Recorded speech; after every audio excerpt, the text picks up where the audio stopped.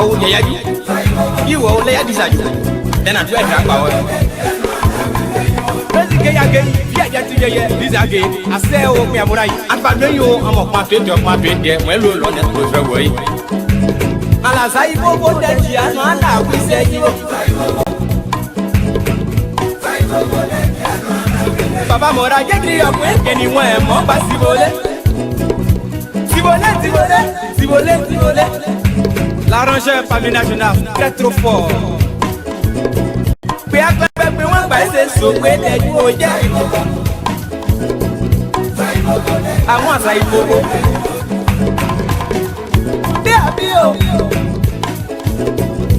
No, I bet you go back home on your Papa Yigita, petit, blood of the Sonny. Kaidaka, Bena Paya was a go, Mambo Panjabu. Apple blow a café. One was a young café. We have got them one money up of you can. None just see one. But look at that, you're wearing on your own. And more. Nesetoka. With this, I'm going where they have been. Go on, yeah, I can't salute. But look at that, you're wearing on your own. And more. Nesetoka. Now with this, I'm going where they have been. Go on, yeah. Now, getting your way, and your sound, Fabiane. Yes, you are better one. Are you an old? Typo, that we say you over. I want to your camera, I need a one. Yes, I'm going to buy them with me again.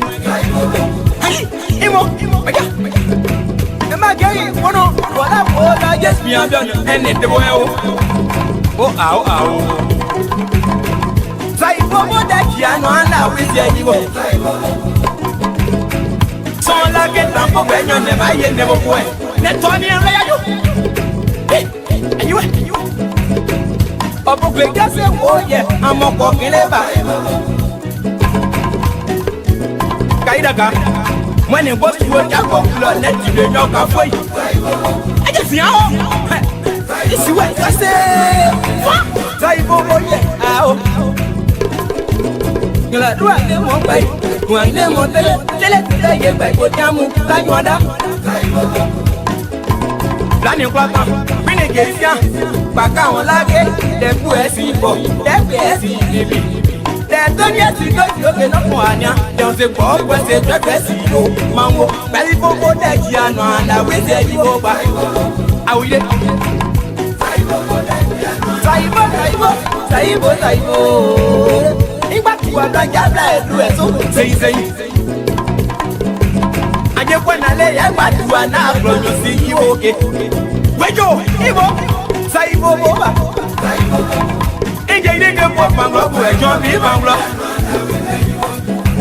On the Krian, walk like a bad day, noir.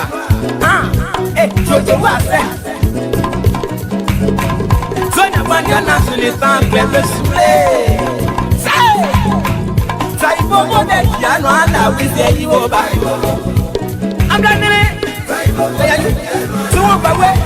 I know Brazil, gay bear, Brazil. South Africa, your fault, your way. Thank you for your work there, my one. I'm the Pope, my Yaguba. Don't feel it, I say, oh, I will not say, but you will live, we are coming. Say, for that, Yana, and I will say you over.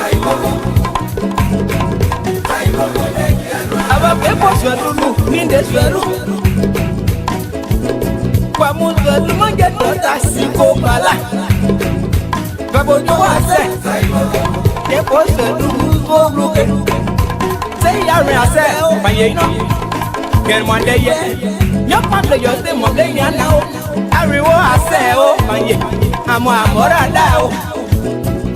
Say, what that you know, now we say you. I was a rule of the old, my, something when you went.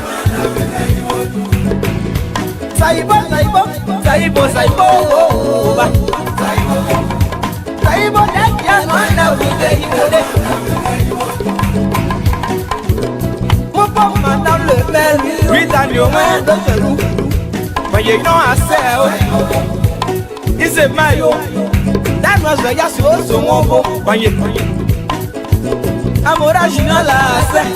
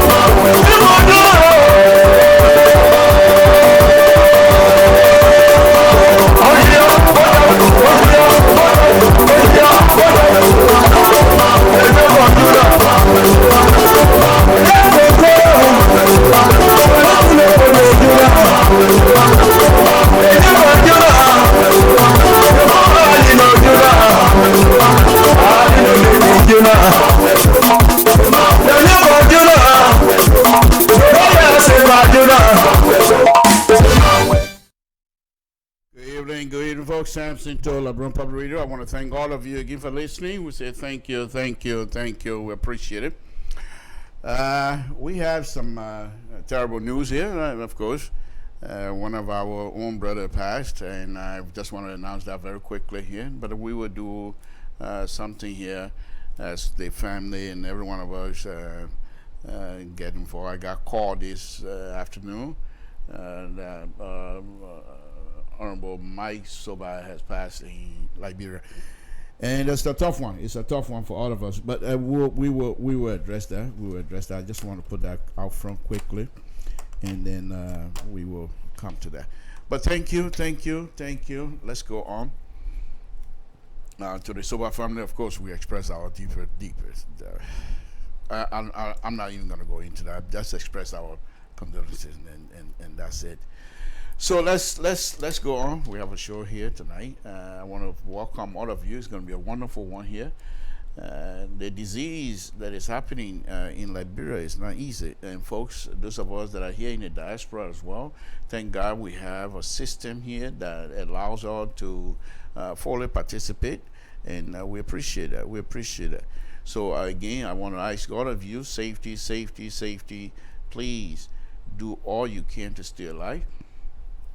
Do all you can to stay alive, because these are it's a very tough time. It's a very tough times. Whatever area you live in, and it says stay home. Just obey the local law. The federal law, yes. The state law, yes. But the local law is much more important, because that's where you live. And so if they say this is what we're doing in the locality of whatever you are, you respect that and obey that. Okay? So safety. Let's start our show. Samson told LIBERIA Radio. I'll try my best here tonight not to do too much on the bad news here. I'm going to start the show as usual. The President of the Republic of Liberia, duly elected President of the Republic of Liberia, Honorable Dr. Weah, folks. That is the President, and myself on the side here. That's me. I'm not the President. Not yet. I will be though. I will be in my own house. That is. But as Samson told, I'm not too sure why the President name just went off like that. Let's try that again. But anyway, you know who he is. I don't have to put his name on there. I mean, he's much more popular than his own name anyway. The face is much more popular than the name. So I don't need to put that up there. So tonight we're going to be talking about the COVID-19. So I'm not going to go and play the other video, which is much more political. So I will do my best. But you know what that show is. I mean, that video is. So by now you know what it is. But let's go on. We have another death in our community as well, and that one, Saman Bozan from the Ivory Coast. He was here visiting at one time to bring joy to our community, and he also passed on Saturday. Our condolences to the family as well. But let me just play one of his music here, then I can go on with my show. Samson told LIBERIA Public, and this music from Bozan is called Ciblé song. That means, well, I'm not going to go into that. Let's go ahead. Let's listen to this.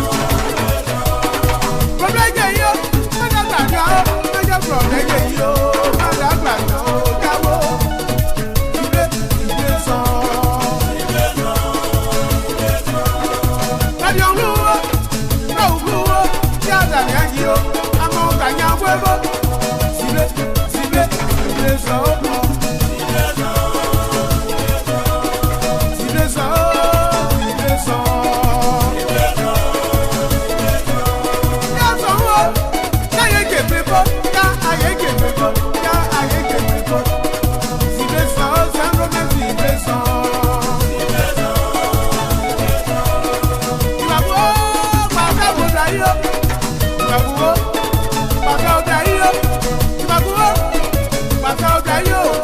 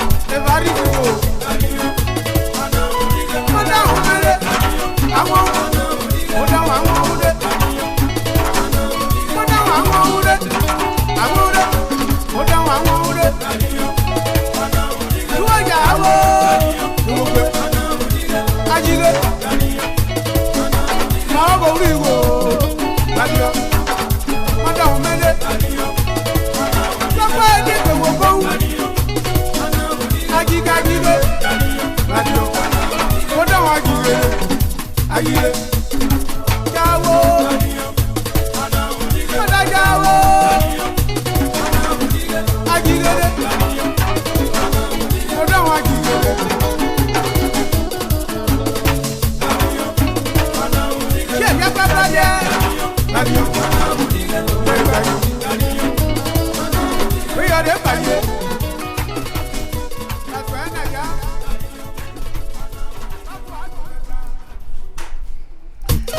There you have it. There you have it. That's the singer from Ivory Coast who brought so much joy to our own community here when he came here to sing. Simon Bozan, a very good singer, and he will be missed. He will be missed.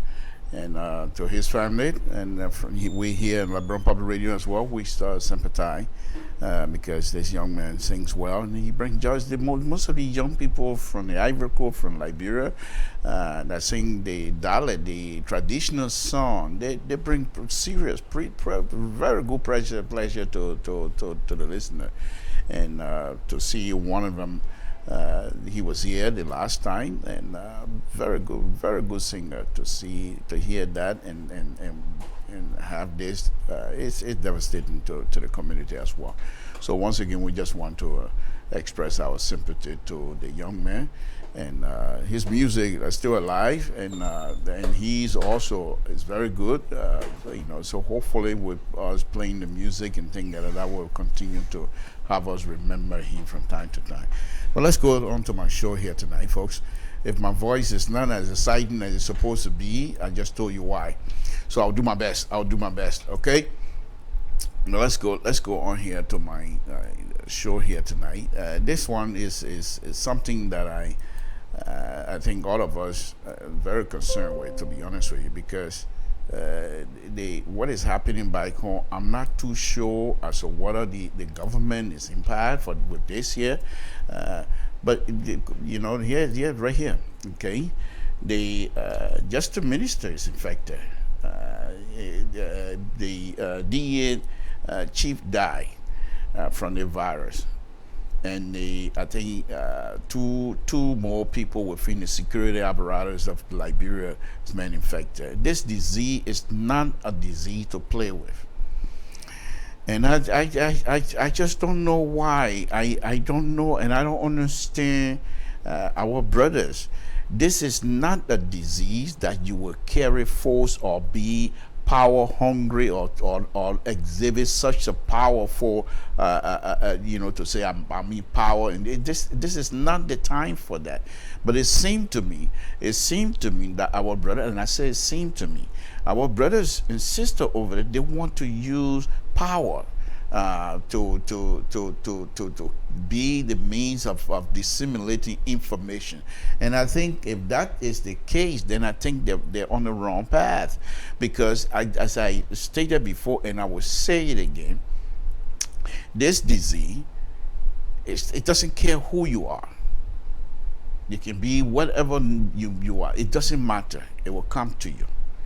If you catch it, that's it. If it doesn't kill you, you go through a lot. You go through a lot. So this is not something to play with.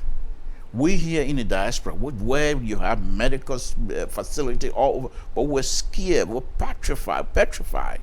We're scared because this is not a disease. I don't want to fool around with it. But it seemed to me that our brothers and sisters back in Liberia are not taking it as serious as they're supposed to.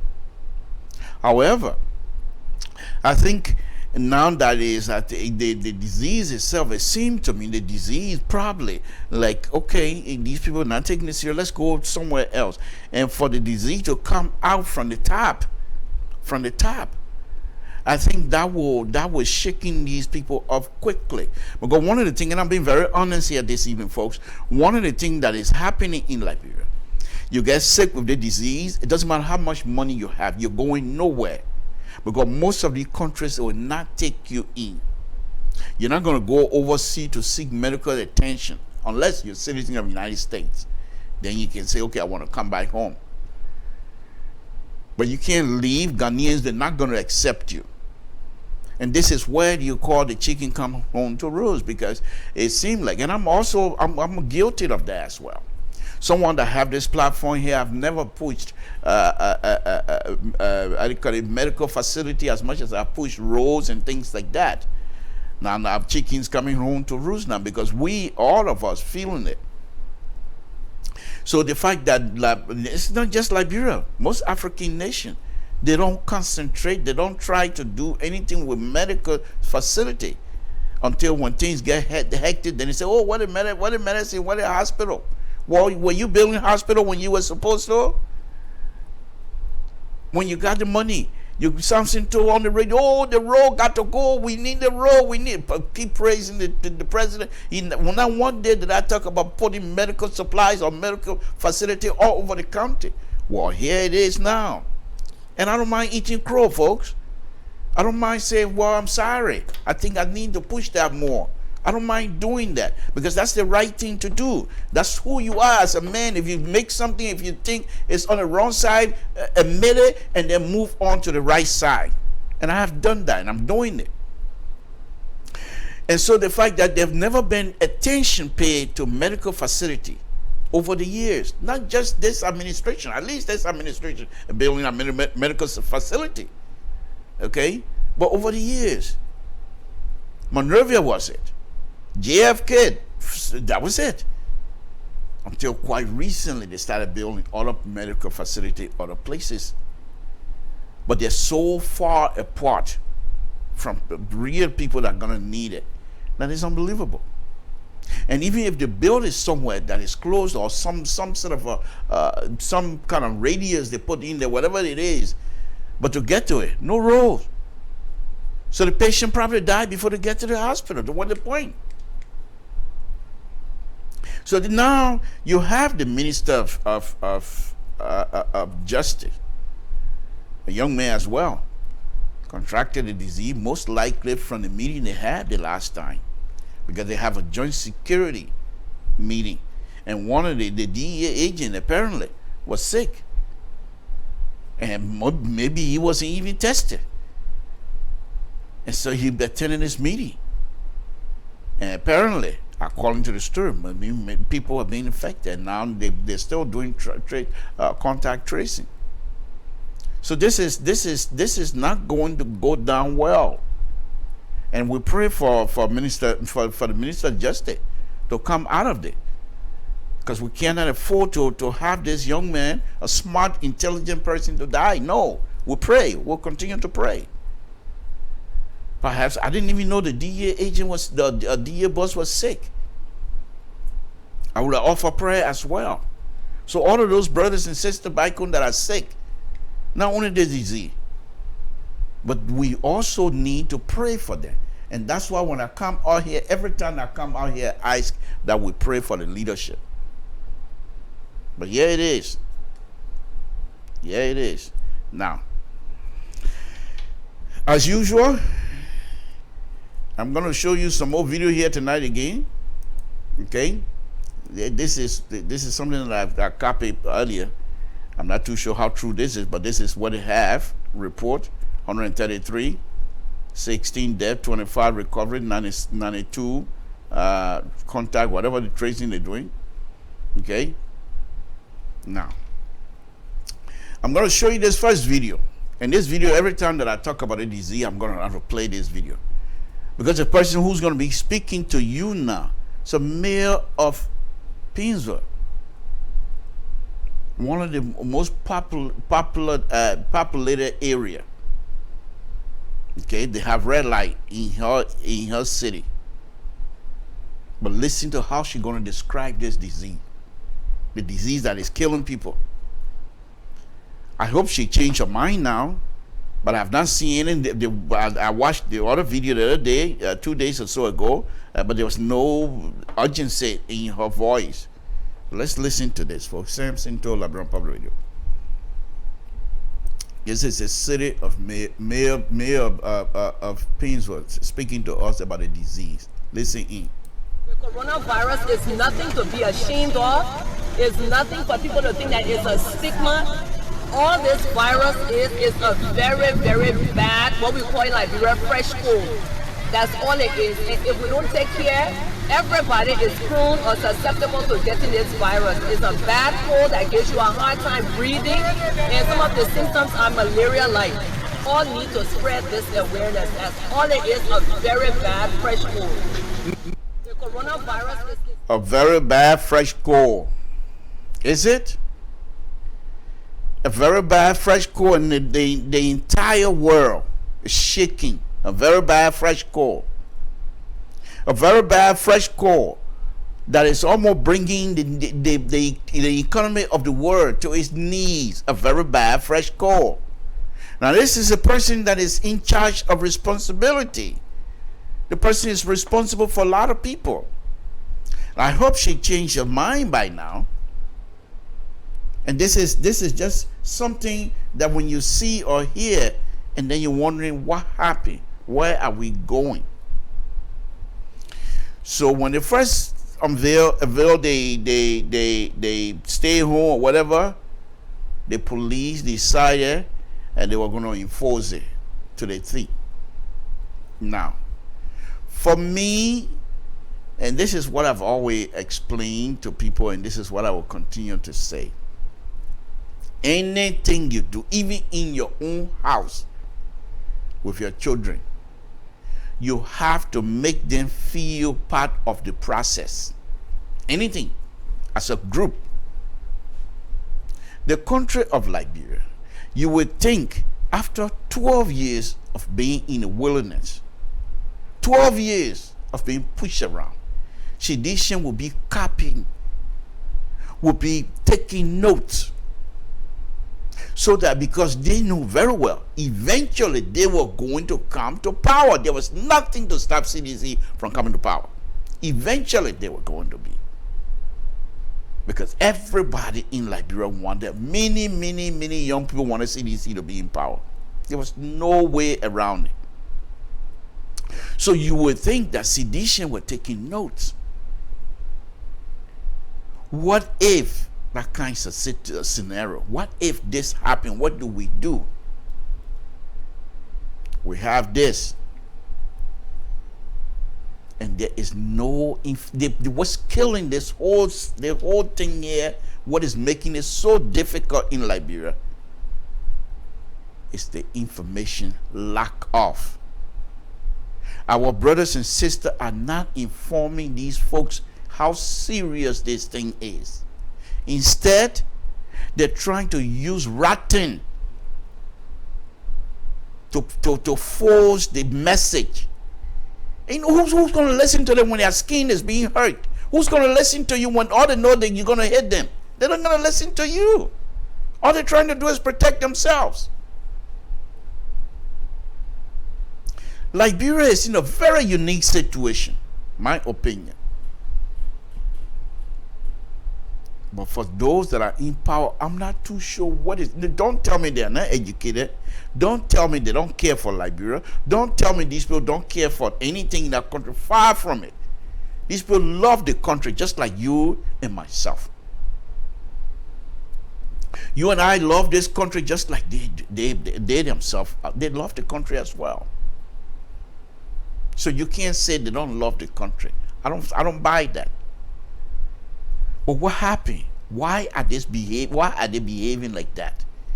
Is it because they just don't see it? Or because they just don't believe in the messaging? Positive message. When they brought this thing up, you know, this is the sad situation that is hurting us, and it's going to continue to hurt us. When they opened it, the first day of lockdown in Monrovia, Hector Scatter, it was everywhere. People beating people, running all over. You would think they would take note what is working and what is not working. For 2 days, Saturday, Sunday, 2 days straight. And I was on here playing a lot of video. They have video the whole of Saturday, the first day. The Liberian media, the social media, they're so good, and I want to appreciate them. They were showing everything. And you would think that the Ministry of Information will try to compile those videos or audio or anything, so that they would try to decipher what is happening based on those type of information. And since you're not using data to crush data and the data and say, okay, the number going here, number, but you can use video. Okay, they show video of West Point, what happened in there. They show video of Slipway, what happened in there. What happened in this community, what happened in every one of those community. Video are all over.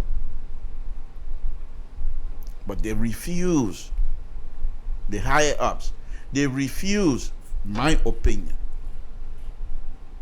to see what happened, what was working and what was not working. And so now they're ready to double down on us. And it's going to be interesting. Interesting. They're getting ready to, the security apparatus, now they're scared, number one, because among themselves, people are carrying the disease. And so they're now taking the social distance very serious among themselves. Among themselves. They are taking the protective gear serious among themselves. But what I'm going to be playing here for you is the video of the police director, the IG. He had, I think he had stuff today, I think it was early today. And this is where I keep saying they continue to make the little mistake on false error. The police director in the video I'm going to be playing here, I just cut them little pieces, you know. But you will hear the police director recognize, and he knows exactly who needed to be giving certain information. But instead he wants to do it by bullhorn.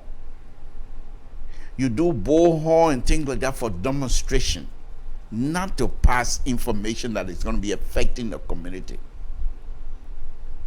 In Monrovia, how many communities we have in Monrovia? You're going to stand at the police headquarters and make an announcement as though people in Slipway will hear you on your bullhorn. Even if people down Busakola, they can't hear you. But now you expect the social media to carry the message up for you. How many people in our country that will be able to look at Facebook and be able to say, oh, the IG is saying this, the IG is saying that. They have a good message, but the delivery system is flawed.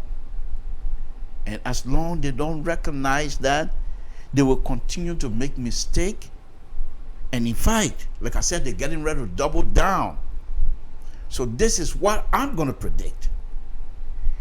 If they are not careful in how they're going to implement this lockdown of the 14-day, people will be throwing wheatie in the street. Then the police going to be brutal. They said they're not going to be brutal, but you will see.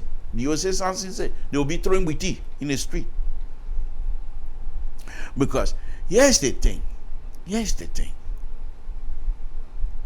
Monrovia is congested. But the good thing about that country is that they have a system. The government is functioning. Don't tell me the government is not functioning. I'm not going to agree with it. I will continue to say that. The government is functioning. But those who are responsible to make sure they grease all of the gears that get the government to function, they're not greasing them as much, if at all. The government function, but with a lot of squeaking in the background, because nobody is greasing these gears that's supposed to turn this thing around. The few people that have the ability to do that, they're being silent.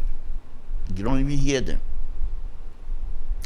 So the police director, folks, decided that he's going to go and have a community information for the community. But instead, he wants to do it from the headquarters, publicly, outside, outdoor, 6 feet apart from each other. Are you kidding me? Are you kidding me? Even if you're doing your 6 feet apart, these people are it's so funny. the way they're behaving, but now the disease has gotten among themselves from the top. So I'm not saying that the disease should be bad. In fact, far from it, I pray that nobody get killed again, nobody die out of the disease. But even as that, those who will be affected will feel the weight of the disease, even if they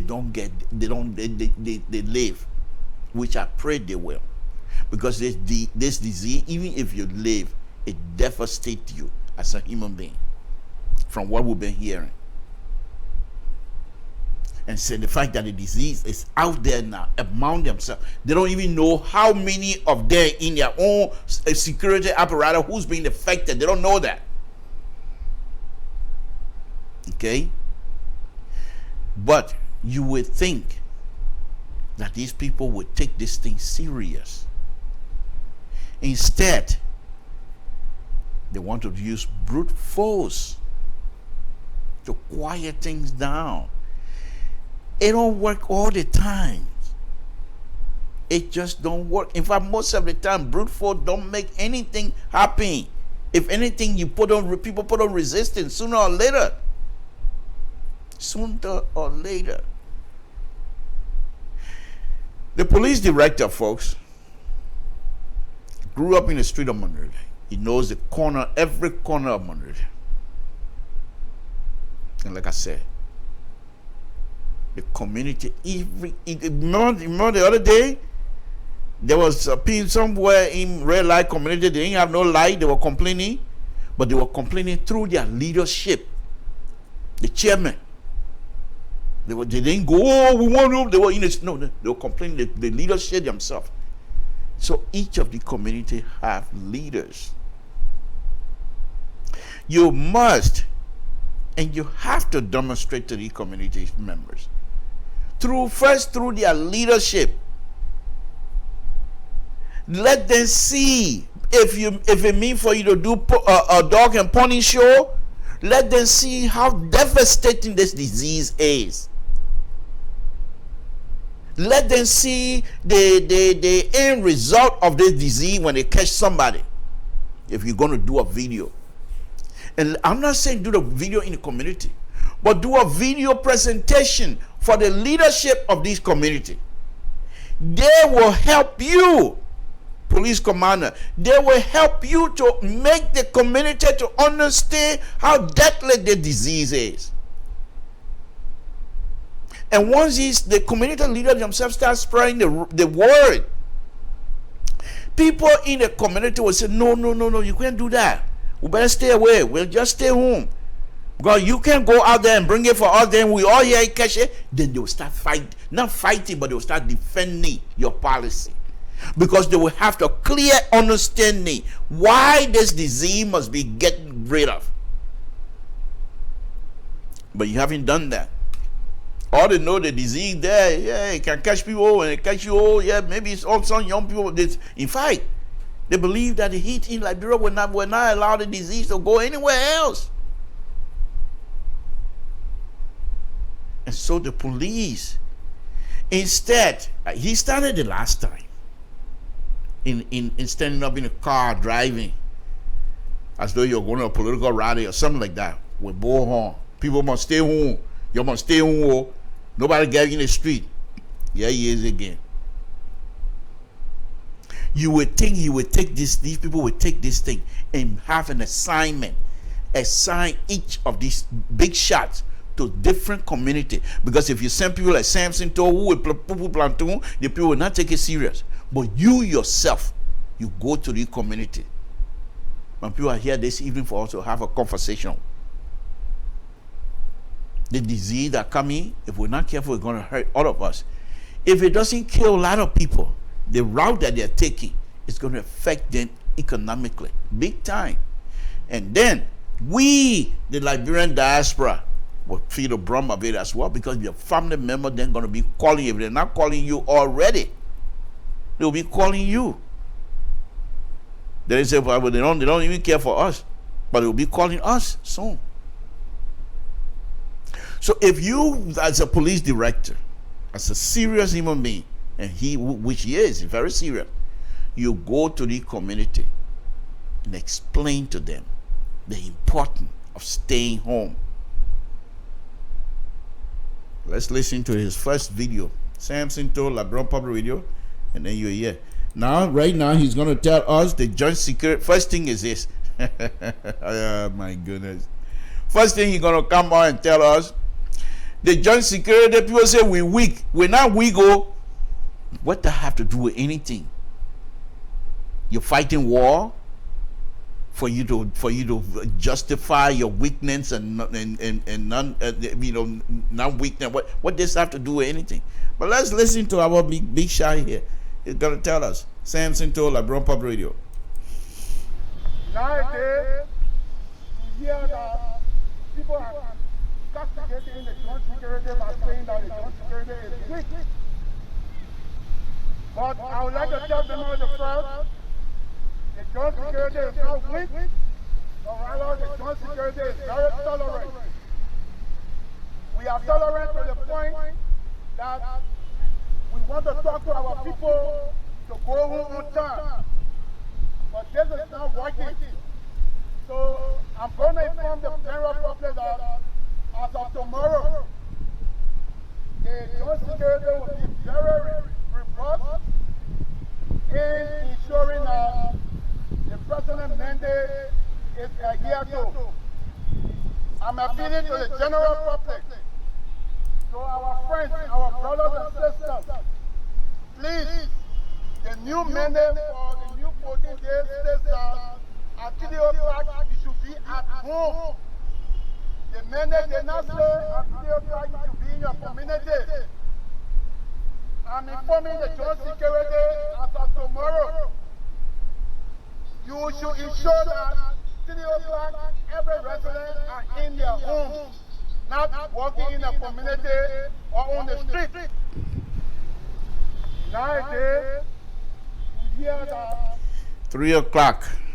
By 3 o'clock, everybody must be home in Liberia, in Monrovia.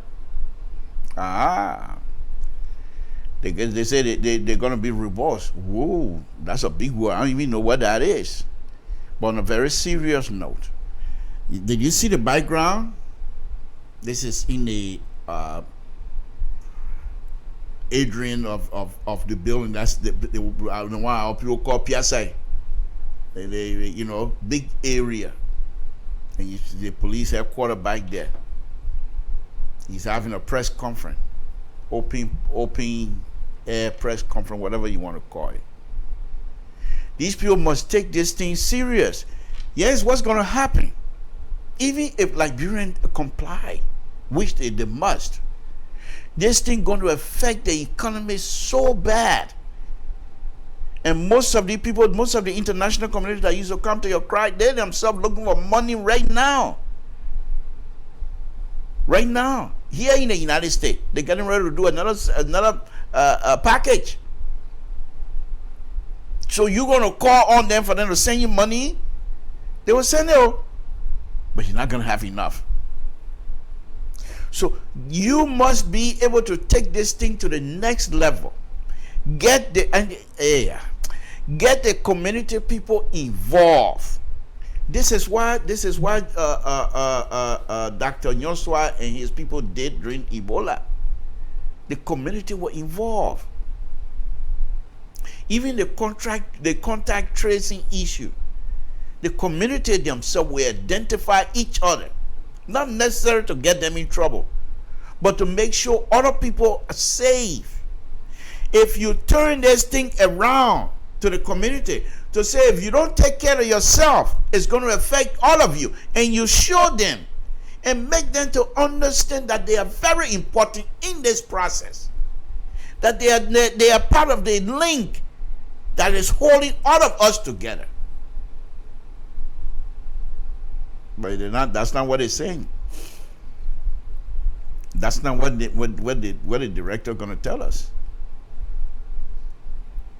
The police director. What part of this lockdown that they're supposed to enforce? Okay, people supposed to stay out of the street. Okay, They're staying out of the street. What are they eating? Forget about food. Look how ridiculous this thing is. This is a disease. This is a disease. So you mingle around from 6 a.m. to 3. At that time, the disease sleeping. The disease the night before, the disease finished drinking so much corona, the disease is drunk. So it's sleeping.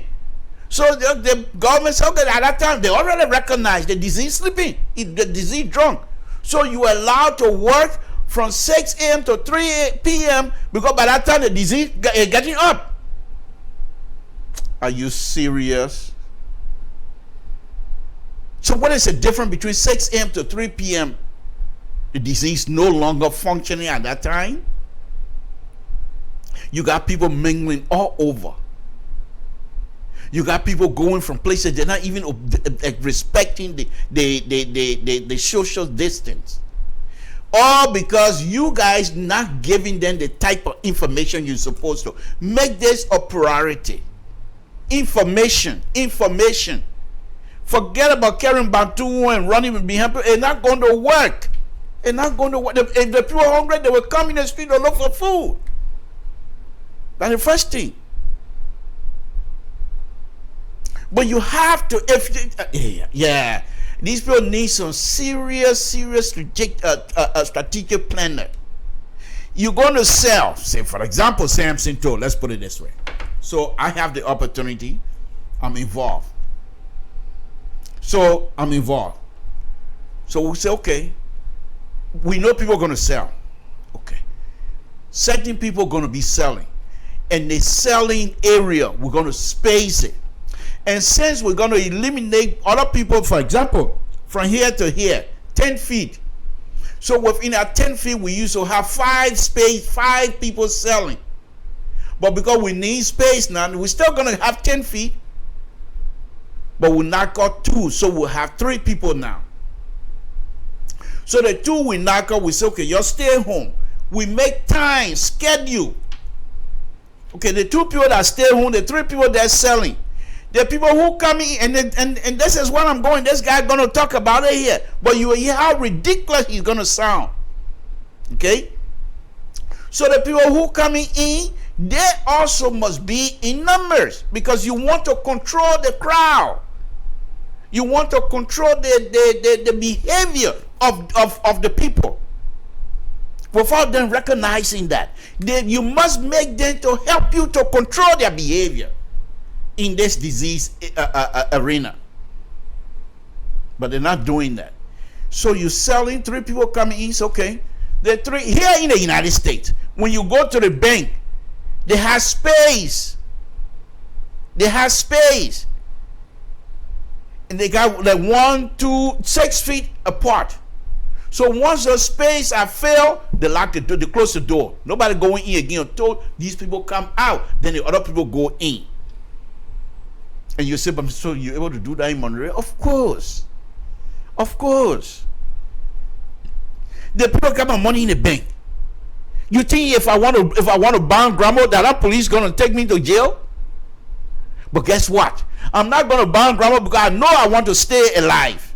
The people have made me to understand that me going there, not following the rule, I'm putting myself in danger and I'm putting other people in danger. And it's clear. So not only, even if I'm from Toll Town, I don't know anything, but I have to obey the rule because the rule is in my interest. Make these people to feel that whatever stay-home law you put in is in their interest. You're not doing that. They don't see it. They think, in fact, the people believe, all the people, they say, oh, the man infected, oh, the man got caught. The people say you're doing it so the government can get money from the international community. You see that? Because you're not telling these people the truth. They don't trust you. Sure. You got a long way to go. They have no trust. They believe you're doing this thing here so government can get money from the international community to pocket it. Because you're not telling the people that this disease, the shutdown that I'm doing, I'm not doing it for me. I'm the president. I can go anywhere, anytime. They're not going to stop me. but I'm doing it for you by you staying apart with each other so that you will be alive. How? You demonstrate to these people. Okay? But that's not being done. All right? Let me show you another video. Now the police director now, he's going to tell the social I call the other one. He said when we're beating yeah, like bro, we you know we'll be in there for a long time. He said when he doesn't, I call that part up because I want it to look bad, like the government to look bad like that, but I'll say but anyway, he said when things started here, the police brutalizing people. They said we're beating people all on social media. So this time we want the civil society to come and help us now. Send a cry for the people. The last time we're not going to beat people now, but let them come and help us to carry out the. Is that how you're going to invite the civil society group to talk to them? Like, are you serious? Are you serious? Bullhorn? You want to get this civil society group. You know they're powerful. You want to get them involved. Go and have a meeting upon meeting upon meeting with each of these people, each of this group. They will take you only meet one time. When they know they have that thing is in their interest, they themselves will take that message to the community. When there's a saying back home, if you want to kill many ants, you don't go and look for the ant hills. You just find whatever the group that is coming, you put a thing on there, the thing will carry the ants, the ant will carry back to the ant hill, and they're all gonna go away from you. That's it. In the morning when you and your mom go on the farm, or when you get up from the hut, and then you get outside, you want to go use the bathroom outside, and you have the ants, the ants. So what they do, they take the ashes from the fire stuff, and they don't spray all over. They only go straight like this. One ant see and touch it hot, it going, can tell everybody else that play hot. They will not come around. I'm saying this to say, if you explain thoroughly, take your time, explain to these people the importance of their involvement. The civil society will be involved. They will tell you, thank you, we will pass a message on. But listen to him now. He's going to tell the civil society, you better help her now, or else. Samson told LeBron, they were, man, we know that, and that's small thing. That's not small thing. And the sad thing, even though I'm laughing and things like that, but these are very serious business. First of all, the security apparatus, they're scared right now. What is happening among them? To have that young man die like that, and they know they themselves were at the meeting. The Minister of Justice is sick right now. The people scared. I will not say right now, I'm scared. Here in the United States, they say shut down everything. Look, you fool to step outside when they say stay home. And they tried the other day. Let them go again. People are watching. The same thing. Now let's listen to our good general here and see what he's going to tell us about civil society. Samson told LeBron Public Radio. So I'm urging the civil society grouping to help in the fight. So inform the citizens that they need to go home on time. Do not wait for 2:30, 2:45, then you say you're going home. What about you live in Bonneville? If you know you live in Bonneville, Brooksville, Marshall, whatsoever you live, when 2 o'clock, start to find a way to go home. We are going to be robust. I'm saying this. So I'm urging the civil society grouping to help in the fight. So inform the citizens that they need to go home on time. Do not wait for 2:30, 2:45. He's going to tell he's asking his civil society group to get involved and disseminate the message. Is that how you're going to do it? Okay. They're waiting for you. We're going to be in there. Because you're going to be robust now. That's fine. And the people too. Hey, you're intending your throw with tea in the street. Yeah, that one that anything. But on a serious note, if you want the civil society, if you feel that the civil society was on your back the last time, and they were on your back for a good reason, of course. But if you feel like that, you pay a visit to their leadership for Christ's sake and say, this is what we have. This is what we have. Even, and let me be ridiculous, and this is not too far-fetched. This is not too far-fetched. You think if the president, Dr. Weah, president of the Republic of Liberia, former soccer star, man who brought so much joy to many, many Liberians, you think if he make an announcement and say, Saturday, I want all of the community leaders within the Monrovia and the environment to come and meet me at the Anthony Tubman Stadium. Everybody 6 feet apart. Now, let me tell you this thing here, folks. It's not like this thing is impossible. Back in 1970, 19 something, G.W. Gibson. So we, Monrovia, I call it Monrovia, some kind of school, man. Monrovia Central School, the whole school system in Monrovia, MCC or CCM, who cares? But anyway, I was part of it.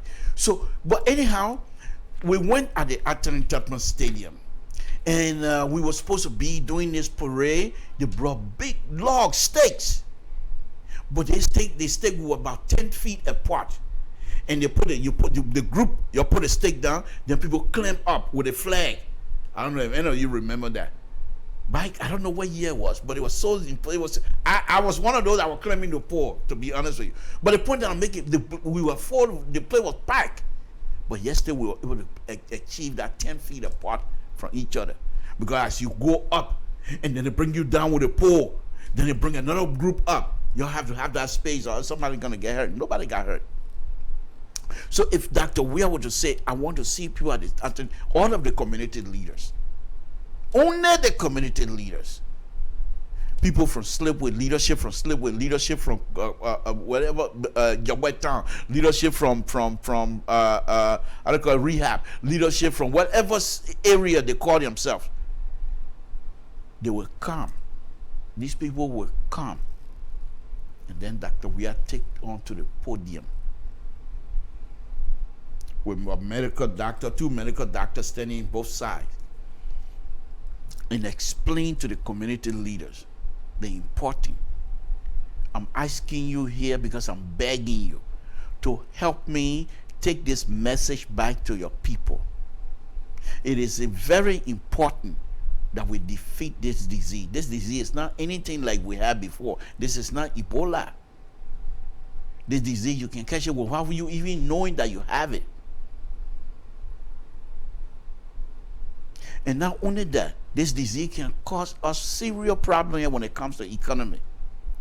When you have that kinds of strong and serious conversation with the community leaders, they themselves will go out and start disseminating the message for you.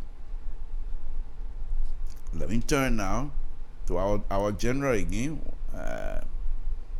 Okay. Let's see the general, what he's going to say now. He appealing to our people down. This is the very interesting one. He's going to ask the people now, they're passing a law. Anybody, you walk in the street of Monrovia, you must wear a mask. Okay? Now, if you're going to tell these people to wear the mask, where the money coming from? You want them out of the street by 3 o'clock. Why, if the person who's selling cornbread can't sell the cornbread until 2:30? You want him? How they going to buy the mask? What is this? Why aren't they putting some thinking stuff into these kinds of decision making? Everybody should wear masks. Fine. Who's going to buy it? They said a mask about Liberian dollar, $80, $50 Liberian dollar. I don't know how much that is. But there are other people that don't even have it.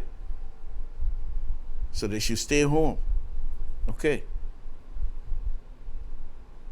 But everybody must wear masks. Let's listen to this. Very interesting. Very interesting what is happening in Liberia. The new measure will be, we are appealing to all businesses, to all unions, motorcycle union, driver union, and the rest of them. You should ensure that all drivers, all motorcycle riders, keke riders, they must wear a nose mask in order to operate in the jurisdiction of Massarado County and around the various counties.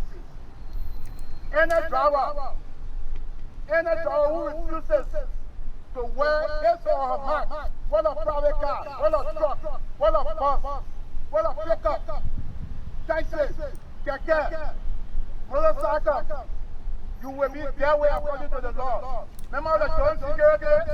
I want you to go to all of the checkpoints. If I'm driving my private car and I do not have on mask, I should be given a ticket. If I'm driving my private car and people a friend who do not have a mask, that person should be given a ticket. No driver should pick up anybody who is not wearing a nose mask. The new measure will be, we are appealing to all businesses, to all unions, motorcycle union, driver union, and the rest of them. There you have it.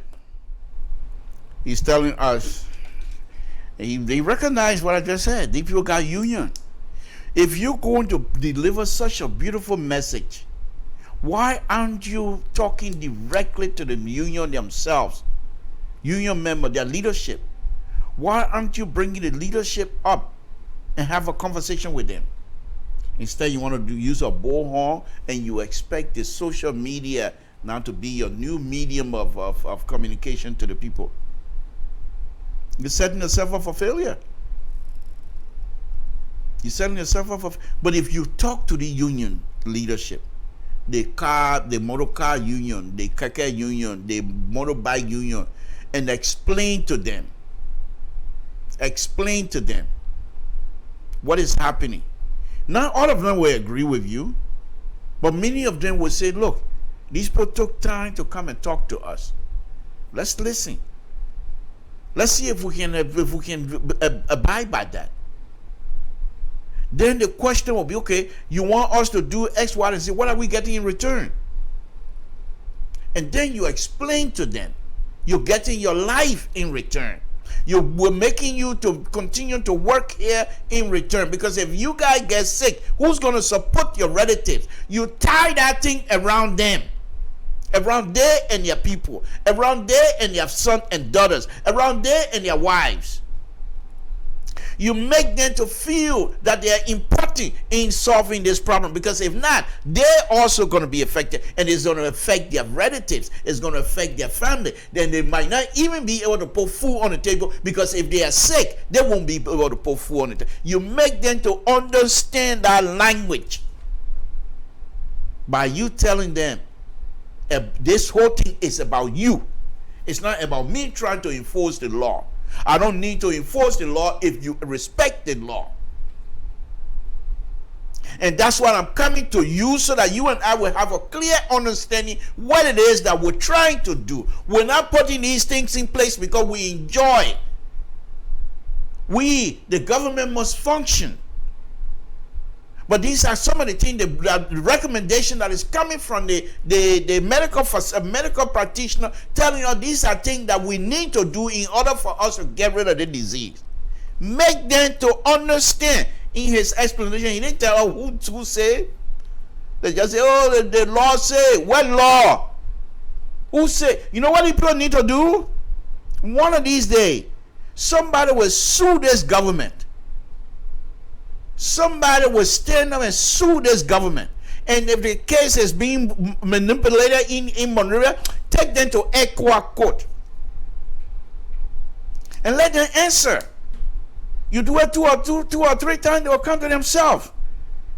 Because this is one of the things that I like about this government. The government respects the law.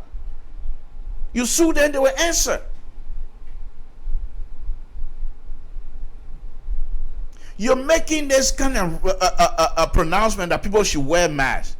Who told you that? The medical professional.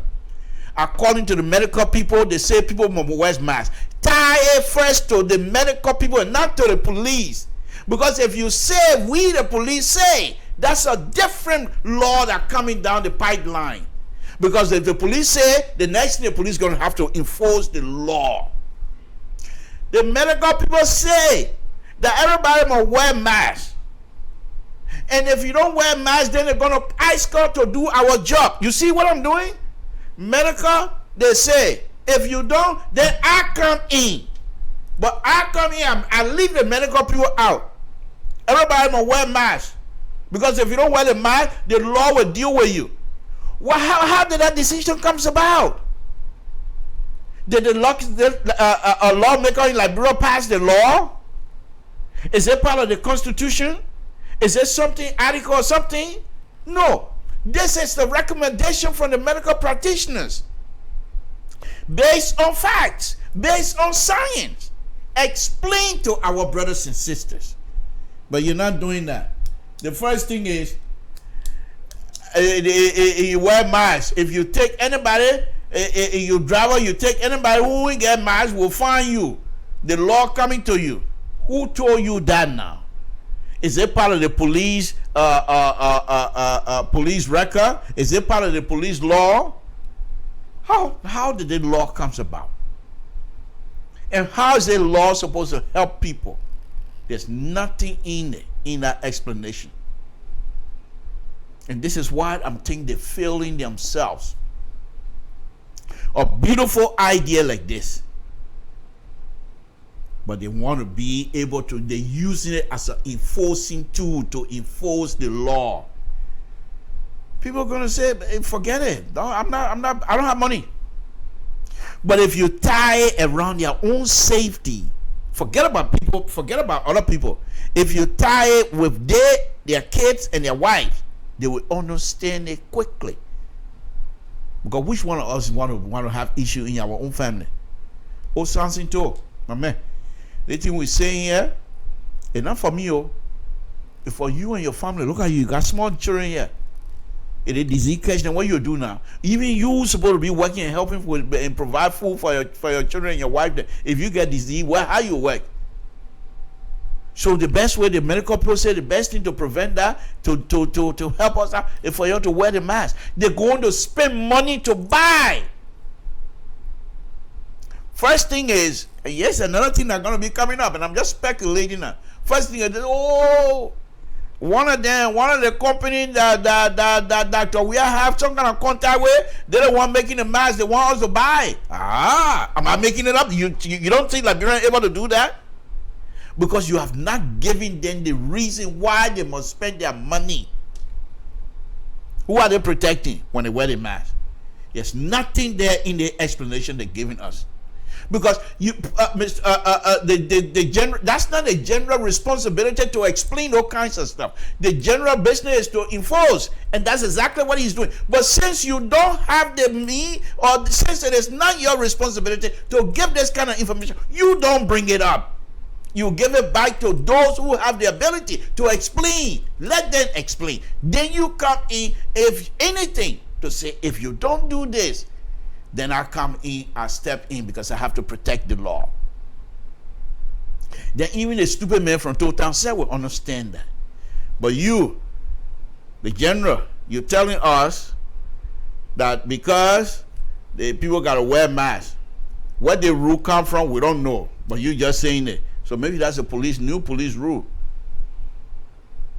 You didn't call no medical practitioner need. You didn't tell us this thing coming from here and there. Why you're just doing this thing to yourself like this? The war, the civil war is over. to rule Liberia, to lead Liberia, you have to do it with civilization behavior. You can't come in and throw your weight around like they because you're police. Sooner or later, people are going to challenge these things you're doing. Not necessarily by violence. I don't believe in that. But somebody will take you to court one of these days. And equal court, they're not going to tell you, say, give us bribe. No. Even if you're not going to obey, they will embarrass the country. Because if the government win, the BBC will carry it. They will be all over the world that the government trying to do certain thing and they got sued and they didn't win. So those are the kind of things that I'm talking about. These are things, a good behavior, a good thing that need to protect the police director is not doing it for himself. He's not saying that for let's do it so my children can be protected. He's doing it for the community. He's doing it for the country. But he must come across as such. Not come across as somebody ready to enforce the rule, come high water, whatever. You do that, people are going to reject it. Samson told LeBron Public. Let me show this other last one here. And then we will try to bring in I got one other interesting video, but let's watch this video. Now this last one, he's going to tell businesses now. He's going to wrap it around the business people now. He's going to tell the business people, if your business in the country, people come to your store and they ain't wear masks, we got all the people to pull all over the business, but a few people will get. If they ain't come to your store and they ain't wear masks, the kind of fine will get you. You will not be able to believe it. Yeah? Is that right? Let the video finish, then I will talk about the economic side of this thing. People joking with this thing. They're joking. They're seriously joking with this thing. They're not taking it serious yet. They're not taking it serious yet. But wait till because here's the thing here. The food, when the store then start drying out, how they gonna get their supply? Who gonna risk? Because the supply and things usually they come in at night. And then you restock the store. But people can't work. So you sit at 3 o'clock, you're out of the street. So who gonna restock the store for the next day? Aha! They're not thinking. So they're not serious yet. We're getting that. Samson told LeBron probably don't play the last one. But now, right now, he's gonna go straight to the business side of things now. Let's listen. Samson told LeBron Public Radio. So the businesses, we do not have the time to deploy officers to all of the business centers. But I can show you with deploy officers to key areas, like the Barton area, the supermarket, and all of business areas. If you do not have a mark, you will not enter the supermarket. There's a strict directive. If the supermarket owner and last man to enter the supermarket will call him back, and the person is being served, the law will take a post on the management of the supermarket or business center. If somebody goes to your shop to buy any product, supermarket, pharmacies, do not serve them, do not allow them enter if they do not have a mark. You have to help us to help you. So the businesses, we do not have the time to deploy officers to all of the business centers. But I can show you with deploy officers to key areas, like the Barton area. These people need to get sued. That the only way they will try to learn this thing here. Who is he? What kinds of message is he giving us? Is he telling us because he's a police director that he's going to enforce the rule? Where's that rule come from? Who gave us the rule? Is that part of the stay home, the law they passed? Is that part of that? Is that part of the law they passed, the last time stay home in the state of emergency? Or they just apply things as part of the state of emergency as they go along? If that's the case, how did this law come about? He's not telling us anything. He's just saying the businesses, anybody that come to your store, they must wear masks. What part is he playing here? He can only tell us that we're going to enforce, because that's his job. But now, he's not only acting like a minister of information, but he's also the spokesperson for the government. Because apparently this is the government point that they're making. You see where I'm going with this? This type of information that's going to affect people. What medical training does he have to understand why people are wearing masks? What is his medical background? In fact, why didn't he tell us why people must wear masks in the store? Why is he making it to making an enforcing issue now? He should have been the last person, because the medical people are supposed to talk to the businesses and explain to the businesses why people must wear masks to come to their store. And in fact, if it is all possible, because they usually, okay, look at the other one. They have buckets in front of the store, hand sanitizer in front of the store. Before you enter, you wash your hand and all that kind of good stuff. Why aren't they asking the businesses to come up with the mask if the people want to wear masks? You know, these are the kinds of things. If these people open it up and do it with sense, people make money out of these. There's no question to ask. That's what the free market is about. But now, with this kinds of law, first of all, you frighten the buyer, and then the businessman say, let me close my store here. Before you all look, you're going to have shortages in our country. On false error you guys are bringing on false error on yourself. Change course, explain to people what is happening. Let me show you guys the other video I'm going to be showing you. This is what all this misinformation. See the end result of this misinformation. That one thing I like about our brothers and sisters back home, they step on each other like this when it comes to passing information to the public. They one say something, the other one say, oh, when you say input, then the other one comes before you load it, all over each other. Eugene Falcon now going to go in some part of Monrovia after 3, and now he also gonna come up and talk to us, diaspora. Those of us that have social media and think, oh, when you're ready, you're come and blame the government. Look what's happening here. Now you're going to tell us. Interesting thing is this. You will find many people, they say, well, after 3, but people are still in the street. The people are still in the street. Do you think those people that are in the street, they don't care to live? You think those that are in the street, if they get a clear understanding how the disease works, you think they will not want to stay home? Some of them in the street right now, if you were to ask them, I hear you, that's the first thing they will tell you. You can't say because these people are not educated and these people don't have no training, will deal with them the way you heard some of them. The government will deal with you the way the government deal with me. Somebody will go to court. Somebody need to get sued. This government need to get sued. Seriously. One of these lawyers back home. If I can find a lawyer, I don't mind spending my money. Find a lawyer who want to take the case. Any small people case.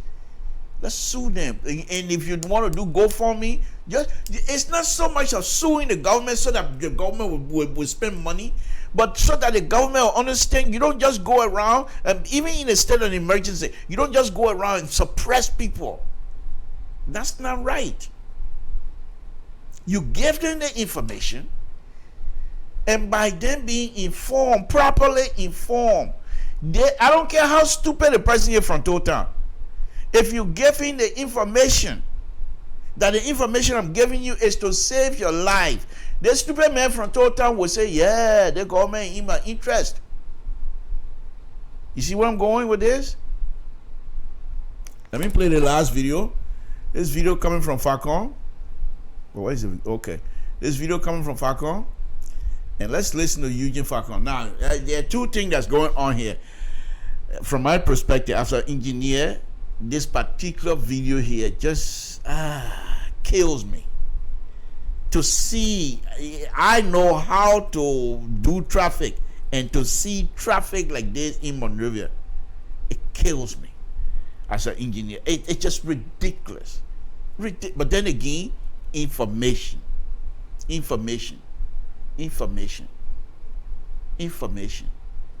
Everything as a leader, you're trying to, as a leader, my opinion now, as a leader, you're trying to influence the behavior of those that you're leading. Not so much of trying to control, because you can't control anybody.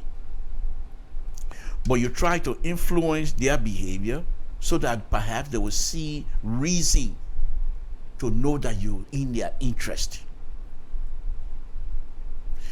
Now, the issue here with the money, the people accusing this government, oh, the people say they're sick, don't mind that. Oh, they want to do that so the international community will get them money. I'm not the only person that's saying that. People have said it before. They want to get them money so that they go to the international community and say, oh, we got so many cases. Someone, they're not even sick.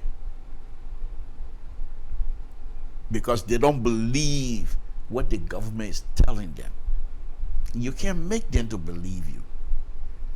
But those that have the understanding, you need to connect with them. Yes, the people that don't believe you. Yes, the people in the middle say, well, maybe. And here you are.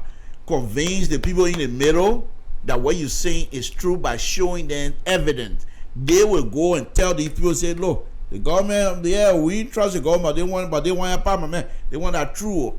As soon as you hear they want empowerment, that true 2 or 3 times, they start going down the line. They will calm down. Let's watch the Eugene Falcon video, folks. Samson told LeBron Public. It's only, I think, about 6 minutes or so, 6 or 7 minutes. But I want you to pay attention. First of all, listen to what Eugene Falcon is going to say to us. He's going to come out to say the diaspora, every time we're ready to enforce the rule here, then you'll cry, right? You're the people violating this and that. You need to listen to this now. You'll see what the government, you'll see what the people are doing, because the people have not been informed properly, Mr. Falcon. If you have done your job by informing these community leaders, by informing these community dwellers, how important it is for these people to stay home. You don't get tired. You don't talk with anger. You don't talk with anger. There's no structure over there. I agree. You guys are going through a lot. There's nothing over there. The government functioning, but the structure itself, or let's just say the oil to grease the gear, it's not there. So I understand that. But do better than that. Than to come and blame us. Blame the Liberian diaspora for what is happening in your neck of the wood. Then that's unfair. And some of us will resist that. Let's watch Eugene Falcon video, folks. Samson told LeBron Public Radio. I'm trying to show you exactly what we have. You will think that people will be out of the street, pack their loads by 2:30, and get ready to leave the streets. But it's like they're just beginning. They're just now starting to sell. What we're attempting to do is to show you, because especially for some of you in the diaspora that obeys the law on that side, when we institute the exact same measures here, you will then begin to get on your life, insult the government, tell the government that they're not working, that they are this and that and the other. It's after 3 p.m. here. I just want to see the time. So it's 4 minutes after 3. That's red light over there. That's a security man transacting with somebody 4 minutes after 3. And that's what you see over there. That's what you are getting. Motorcyclists and everybody. Total disregard for law and order. I am purposely doing this video. Purposely making this video. I intentionally doing it so that many of you can see. At 3 o'clock, you see the corn, the plum, and everything. They're not even packing. They're not even packing. They're not in their homes. Children all on the streets. Motorcyclists still running, looking for passengers. I am intentionally doing this video because when government decides to take action and begin to crack down to make sure the enforcement is done, normally you have people, especially from the diaspora. Someone said, but you are in the street. I'm in the street because I'm the Deputy Minister for Press. I'm the one on awareness. I'm also the one working. Press people can be in the street, they got pass, and you expect the government not to be in the street? It's like a joke. It's like a joke.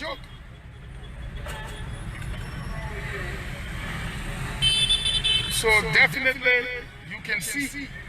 Look at the crowd over there in your shot. All the way to red light.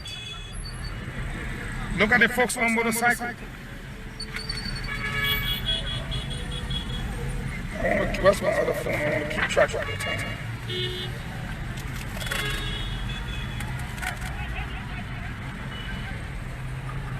Now you can see over there at red light.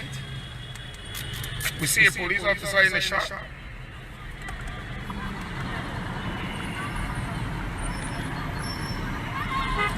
This is it.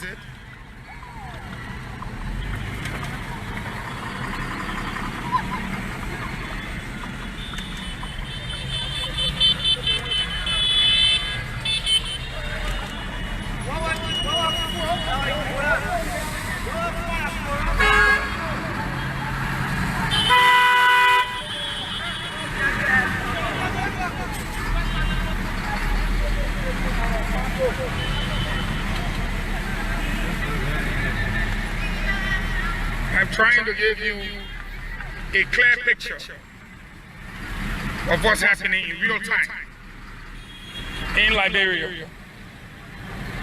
Because there's some of you who obey the law where you are.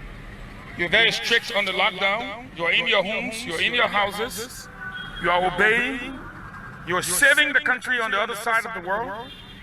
But on this side, you're very critical, very critical of government's actions and efforts. Everything that the President, His Excellency, is trying to do, you're critical. So we will give you real time. It is 7 minutes after 3 o'clock.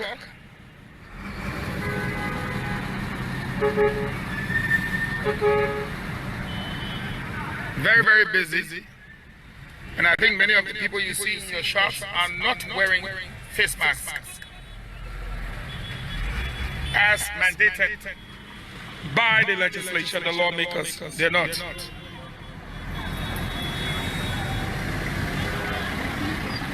And this is the Somalia Drive area.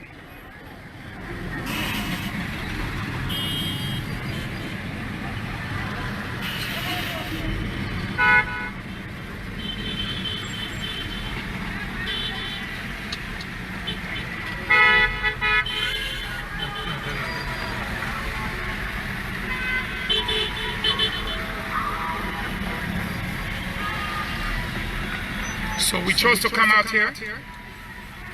You will see scores. Look at the people there. They're not even packing their goods.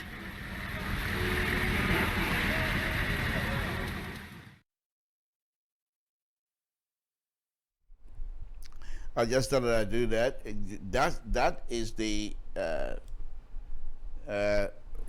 people chicken coming home to roost, because if for some reason, for example, if the government give these people, I still believe, give them information, you're still gonna have a hectic malaria. There's no way you're gonna be able to control malaria.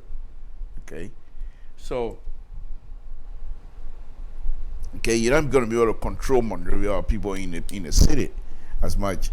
However, if you were to give them the information, if they Falcons now trying to blame us or whatever it is. In the diaspora here, we have the governors. Every day they come on air, TV, radio to inform the people of what is happening, giving them updates of what is happening. So of course, with that kinds of information, we bound to, because we know what's happening. They will tell you X, Y, and Z. So you need to know. But when was the last time you've Eugene Falcon take your time to explain in detail to the people? I don't know, maybe you did, but I don't know that. Okay, so folks, let me go ahead and open the line up. It's Monday afternoon. We want to thank all of you again. It's been a wonderful, wonderful evening. Let me open the line. Give me a call here. Okay, 916-533-2048. And first of all, before I take the call here, folks, I want to ask all of you, let us pray for the justice ministers, and let us pray for the leadership, and pray for the country as well. Prayer will work for you, and it will work for all of us. So it's better that we do that. Okay? So let's go ahead and open the line so that people who want to call can call. Sam Sinto, LIBERIA Public Radio. Here's the number.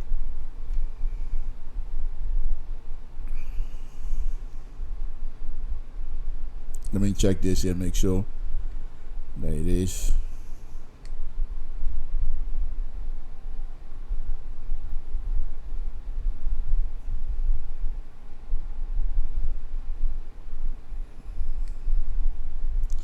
The number is over there. Give me a call, 916-533-2048.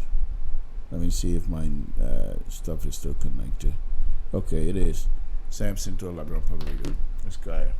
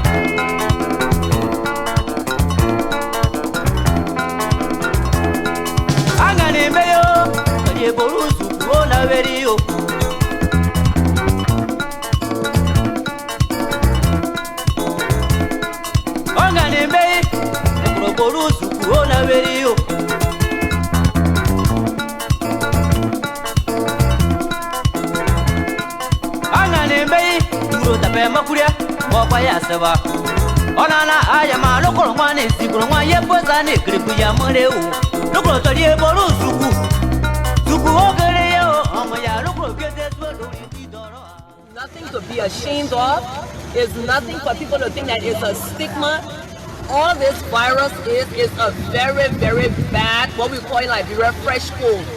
That's all it is. And if we don't take care, everybody is prone or susceptible to getting this virus. It's a bad cold that gives you a hard time breathing, and some of the symptoms are malaria-like.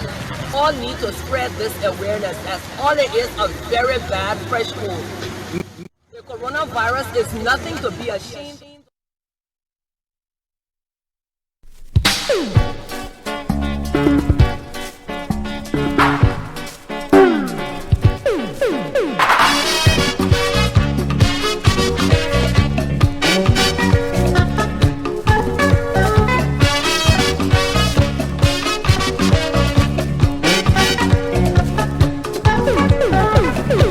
Matipi, enana, manyoka bora kanama. Yekare matipi, enana, sono sere kanama.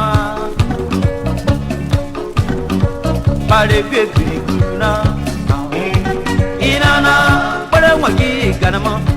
ye jibo basogo Zakati go pare monyo basogo Lokuru bi basogo Zakati go pare monyo basogo Tumo wana pare tumo wa Orope otasingo Tumo wana pare wagi tumo wa Mo ye bo pare gama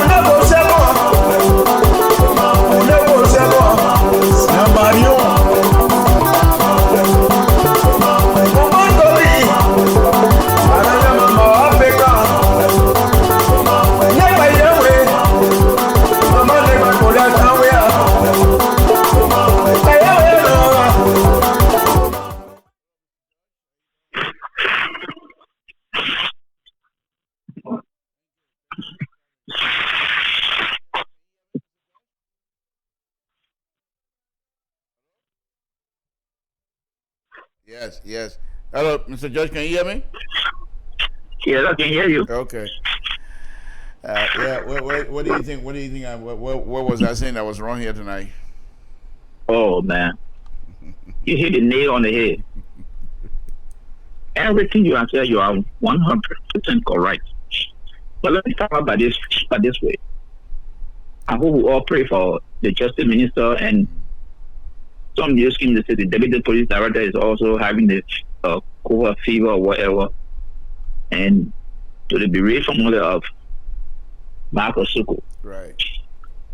But every time we see these things here, and this is what some of us continue to say, that it's not everything that's happening is not personal, we are fault. Mm-hmm. But what I want to go back a little bit is that when we're complaining about poor health facilities in the country, these are some of the results that we're seeing. It's true that they say time trap is not for rat one. Mm-hmm. Every time government of Fia got sick, they took them out of India, Ghana, Nigeria, America. But you see the lesson that the virus is teaching us. Mm-hmm. Every Western world has closed down the borders. So nowhere for anybody now to run. You got to depend on what you have in your country.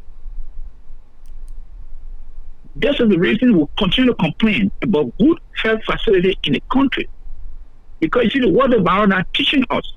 You can't go to Ghana, you can't go to Sierra Leone, you can't go to Ivory Coast. Mm-hmm. Everybody now staying in their own territory. If we have better health system, that will help us. Mm-hmm. But you see the system now, this is what we're suffering through. Now to the issue. You know, you can't back on them thing talking about force. That will make people listen to them. It's not so. as you stated, and we said it from the beginning,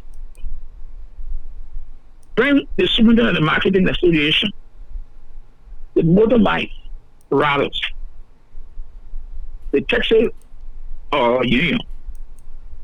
Bring people that you know got influence in every community. You know, Mr. Tro, you grew up in Monrovia, we all grown up. Certain community go there, certain people that when they talk, everybody listening to. Right. 90% will listen to those people.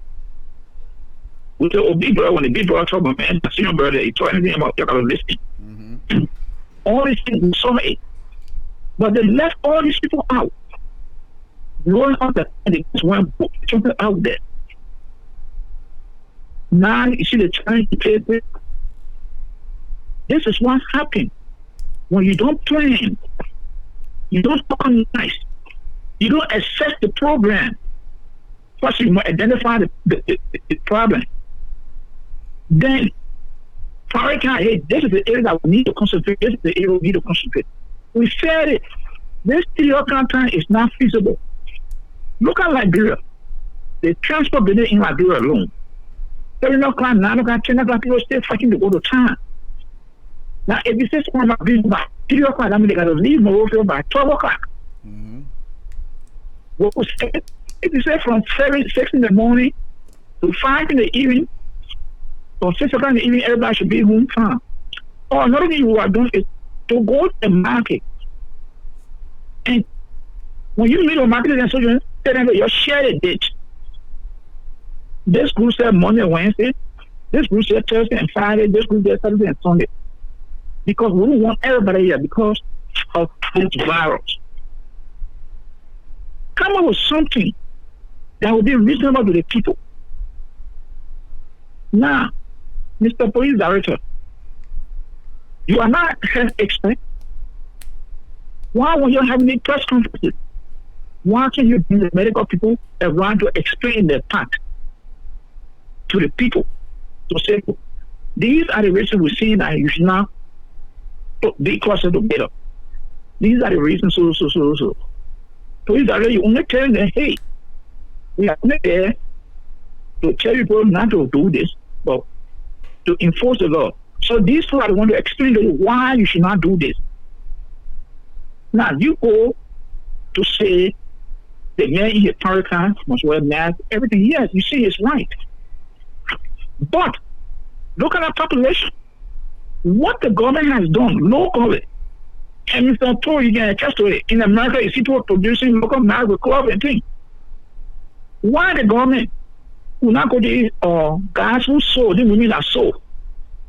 She said, look, you'll use some laptop and make nice, who's going to pay you people.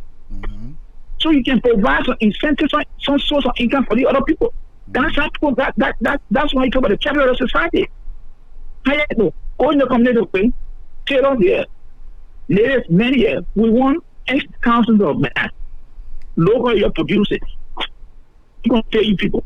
This is the price we're agreeing. You don't negotiate. This is only the one for this area. This is only the go in this area.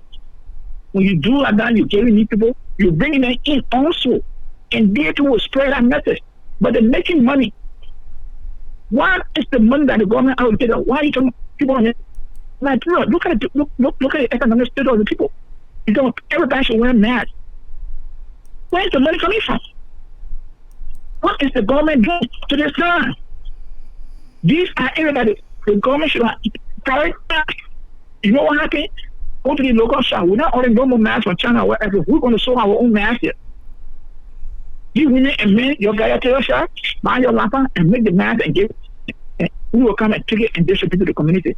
We pay you people. Why government is not in that direction? When you get on the radio, you get on the air to make pronouncement, everybody knows anything. What is the government doing? The government own employee doesn't even have the mask. We are seeing video over and over. Government officials not even abiding by the laws, the rules. These are the problems. Because the people all say, oh, you telling me, look at that man in the car there. They're not going to why he's not inside. Oh, he's sitting under the bar there drinking. The government must be the first to set an example. But they are not doing it. But now you come again, you want to create another confusion. We police are going to impose a law to the citizen. So these are men and women you're talking to. And don't forget, Mr. Police Director, most people had armed before, just like you. All armed before. They might say a gun before I say you. So if you're going to convince them, you must be very polite to them. Talk to them. Have the education to tell them, this is why we're doing it. It's not that we want to curtail your movement or restrict your movement, but because of this, for you, for your wife, your children, your uncle, let it will be on the side to carry the message. But it's not being done. Then you see that they come with another power now. Getting on the air to show that they got power. You know that thing you're talking, you know what other people talking? We're waiting for them. Let it come. And how they want to take it, we'll see. And I'm doing that. You can push them, but when they're ready to push back, you can't stop them. Once they saw them giving any kind of warning messages, they'll say, oh, okay, that's how they want to work, we'll see. And these are the problems that you see in the community. Now, this is using platform. You saying that you want to blame you. When you doing things, people want to blame you. Mr. Falcon, if you are doing the right thing, people will support you. You're driving, going to red light to show people stay in the street. Did you go to talk to any of the people who driving those private car? Yeah, exactly. To ask them why they're in the street at that time? But you're referring to the market here you're referring to. The poor women and men. What about all the people in the private car? Why they're not home? Why you can't go and ask them? Because those are the elite people. They're that private car and thing. Why they're not home? But you find on the market here. Why you get found the people who run the G? Why those cars like you? Why you can't go and stop them and ask them why they're doing? Why in the street by that time? You talking about police officer in the shop? Why can't you go and ask the officer what you doing in the shop by that time? But it's a poor market woman. That's the people you can take advantage over. If you say nobody should be in the street, the first people who should do it are those people, government officials and things. But when you have them in the street, then you want to blame the poor people. Those are the people the poor people follow. The example. But these are the issues we're having. President, we have set up another committee since a week or two now. What have we heard? What is the campaign these people launching? And that's why someone also said this thing that the people use this thing to make money out of our people. They let them just pass the budget. They say you're supposed to go and come back and atomize everything you want to do. Up to this time, we are not seeing anything. So how sure are we that you people really serious to fight this virus? Or you people just want to use the poor people as an excuse that the poor people, they are the ones who are not bound by the laws. But what are you people doing to help these people to stay home? What are you doing? You say you get light, okay. But most of the community doesn't have light. Water. The water can't even go in. 90%, 80% of the community doesn't have water. Why don't you go to the business people and say, okay, you know what I mean? You got a store here, put your bucket right here with the water and the soap. Why? The city police in Morovia that has most of you, why the city police have not done that? To tell you, hey, you shop on here, where your bucket, where the water right here, it should be a constant. When the water empty, make sure you have water there. So anybody that comes to go to the city can walk your hand. Why the city police is not doing that? Why the city police not doing that? Go ahead to make pronouncement. Well, you can go water side to kick the people and break the market down. Get at the poor people. You can go away like kick and destroy the market. Those are the poor people. You go across the bridge, you kick market down, throw the fish away, step in it, wait the rest, cook in it, you're enforcing the law.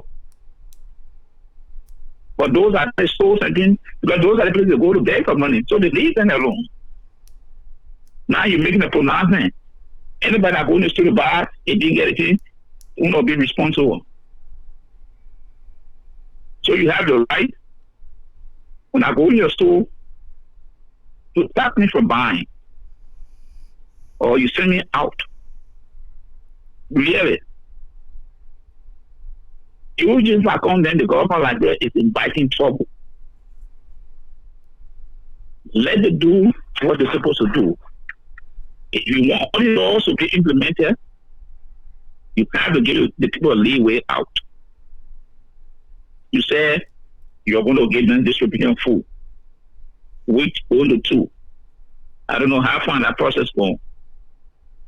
But yeah, boy, you want them to be in the street for six hours. Transportation is not available. People got to be fighting hours, 2 to get home. Oh my God, no transportation. So why not make this thing flexible for the people? 6 to 6. 6 o'clock you should be home. So you get a 6 o'clock in the morning up to 4, 5 o'clock at least. You are done, I want to go home. Make something that will be reasonable for the people. But you say on 6 to 3, that means the people should get 3 o'clock, they should be home. So it means that you gotta leave moreover. If you you gotta leave moreover at 4 o'clock or 1 o'clock. You gotta come fight for a car. Car will take you in the drive to the old room. Five don't want to go to Painsway. So why these security people or the legislature did not take all these things into consideration before agreeing with the president? Now here is the thing here now. They put the street for workers, they kill the power and they can't leave. Because why? They say they're hustling. But normally, market day, weekly days, people by 5 o'clock, they'll start leaving the market. They go in the morning, 6, 7 o'clock, by 5, everybody leaving. So if 6 o'clock, everybody should leave. Yeah, you may have 1 or 2 buses, but majority will leave. And continue to work with these community leaders to educate these people. You got teachers. These people should have used to deploy them in this community to talk with these people. They got students. The students who are teachers in that community, she will not want to misbehave. Oh, my teacher, no. All these people. So you let everything out. And just go, okay, we're recruiting 5,000 people. Awareness. I heard on the show, people saying about the people come to me, they're not wearing masks, and the disease is airborne. Then it means that you bring the signal to me, so I don't know you want to listen to you go. How will you send people in the field when they don't have no protected material? No glove, no gun, no mask. Yeah? How are you sending people in the street? How do you think the people will take the message serious? If you say you're going to send people to create awareness and they are not wearing masks, they are not wearing any protective material to tell the people the danger of the disease. And when more it is airborne, how do you think the people believe what you're saying? Right. Yeah? Okay. These are the points we continue to talk, but people say we don't like the government or we critique the government or correct the government too much. But if they are doing the right thing, we will give them the praises. But look at what we see in Monrovia. Right. People in the money, they just cluster together like sardines. And these are the things that should be taken into account. Right. Namely, the marketeers. So what somebody it's easy, you can say, don't come to work, they will not come. But the marketeers, these people can go to the market. Why they didn't develop a strategy where the market will spend the days, period. Right. We spend the days. We don't want to pay fire up. The president marketing association, come on, go. Say that how you spend the day among your people. Mm-hmm. And you don't want to carry that message. They didn't do it. Now you see the problem. Every day, cases are. Every day there's a development, cases going up. The death rate going up. They're gonna how do you control this? More issue. They're gonna have more issue. Okay. Yes. So how do you control this epidemic in the country now? With this kind of thing we see, because nobody, I can say for clear, the health authorities are not in charge of this thing. They are not in charge. Because the National Institute of Health, the Ministry of Health, GSK, they are the ones supposed to be, should have been in the front row of this thing here. Mm-hmm. But where are they? Where are they? If you talk about real contact tracing, the change, what happened? Okay, they allege that the Justice Minister got it. Are they going to the Justice Minister to say, okay, the immediate family, these people are being quarantined. The next is who all these people got in touch with from this point to this time. You have to identify all those people. Then quarantine them. All right. Are they doing it? But I just want to leave on this note. I'm looking, and Mr. So you can help me. I want to sue the Liberian government. Hold on. Yeah, right. It's not about coronavirus, it's outside. I want to sue the government to tell why we cannot have the election for city mayor in Liberia when it is in the constitution. But is that the government that's stopping that? Is that the government of Dr. Weah stopping the election? Yeah, he appointed the city mayor, and that's the electoral position, and you know it. Oh. You know it. You are in Morocco. You saw what happened. And the constitution, that position is an elected position. Ellen Johnson came and took advantage and point very broad. Yeah, but why will you sue Ellen Johnson? Why will you sue Ellen Johnson? Now we want to sue what? So you see that because Ellen Johnson did it, so we have to do this right. You're not leave sleeping dog alone. But anyway, let me go down. I want to ask about somebody from Nigeria. I don't know what I didn't name right. You knew any man I used to sing called Chappie? The what? Chappie. I think his name was Chappie. Yeah, Chappie. He used to sing. Yes. You got any of his songs? Any of his said? Plenty. Plenty. I got a lot of them. Oh Lord. Yeah. Yes. I met Chappie anyway. I don't even know. But did you? But you didn't meet through what you get? I didn't do it because I was Chappie just another young guy that came up in the 80s. Yeah, they're going to what you get too. Not what you get. Yeah, the one is two Chappie and what yeah. Right. Oh man. Okay. Yes. But however, that's it, man. Let the government try and do something better. I hope so. But let me go on note. Anyway, thank you, sir. And to the on the public radio. Thank you, Mr. George. We appreciate it. Folks, that's the voice of Mr. Amos George, who is giving us here tonight. I'm going to leave it as it is and say thank you very much for tuning in. Please tune in tomorrow for Mr. Social. Hopefully, he will be back here very shortly. He's on assignment, of course. So hopefully, he will be back here. And then we're going to get it rocking. But other than that, I want to thank all of you again and say thank you very much for joining us this Monday afternoon. Please stay safe. If your folks are saying for you to stay home, please do so. If they say go to work, please do so. We love you all, and let us pray for one another because it's very important. And we also need to pray for our leaders and pray for the country of Liberia. Eventually, Liberia, look, oh, wow, look at the traffic. Just forget about Eugene Falcon's statement and all that, but look at the traffic. They're not even doing first come, first serve. It's like they men who are willing to damage their car, they go first. What is that? Is that a civilized word or what? What is this? How can you drive through that? And this is where you want the young, the highly educated Liberians, young Liberians, very sophisticated Liberians. You want them to go over there? They said, no, you ain't ready, you.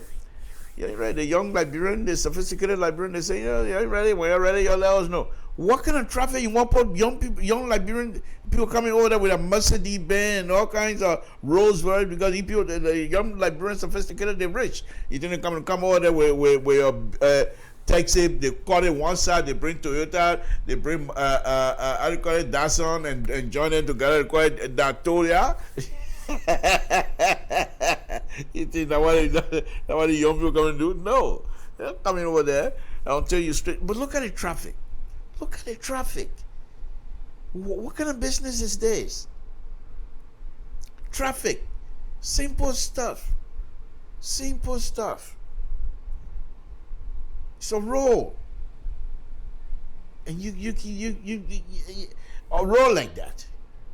It's just, if I was in charge, in less than a month, people are going to be driving on their side. Because first thing I do, I put a spike in between. You go crossing the place, you're not supposed to cross, your tire gone. You got money, your car gonna, are you coming to come run me? I need to fine you. I'm not fining you. I put a spike on the road. And you cross on illegally cross, you're gonna have a flat tire. 2 or 3 times, they will not stop there, they will not cross there again. When you watch Eugene Falcon video, you see those guys then riding a motorbike on the sidewalk along with pedestrians. What are we? What are we? What kind of business? You mean, are those foreigners that came to Liberia and just decided to do whatever they want to do? Or those are Liberians that just don't care? What is this? Look at how Eugene Falcon, look at his video. And you just forget about what Eugene Falcon is saying, but just look at the video and just act like you're not even hearing the sound. And watch the movement. Motorbike on the sidewalk. Motorbike on the sidewalk. For what reason? For what reason?